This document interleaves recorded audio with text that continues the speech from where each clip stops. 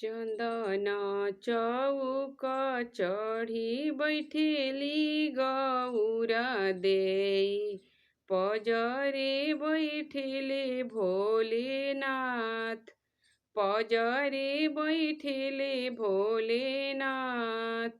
हंसी हंसी सखी सब पूछली बतिया हो, सुन गौरा अरज हमार, सुन गौरा अरज हमार।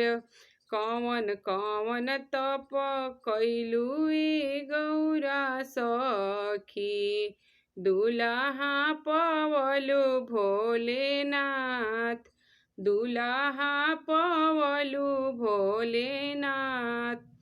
काथी लागी गौरा हो माघन हईलु हो, काथी लागी कार्तिक मास, काथी लागी कार्तिक मास। काथी लागी गौरा कठिन तप कैलु हो, महल छोड़ी बनावा में जाई, महल छोड़ी बनावा में जाई।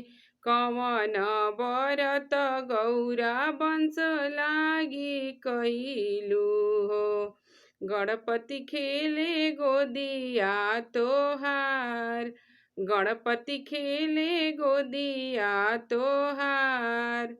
काथी बीनु गौरा हो धर्म हो, धर्म हो खेला, काथी बीनु दुनिया अन्हार, काथी बीनु दुनिया अन्हार।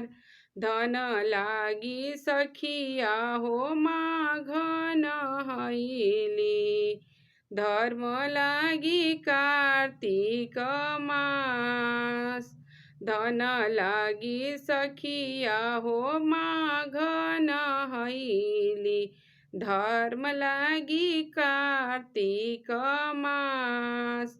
बर लागी सखिया कठिन व्रत कैनी हो, दुल्हा पवनी भोलेनाथ, दुल्हा पवनी भोलेनाथ।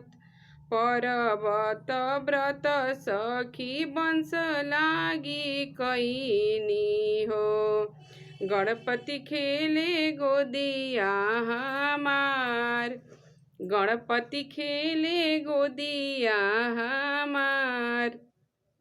धिया बीनु सखिया हो धर्म होला, पुत्र बीनु दुनिया अन्हार।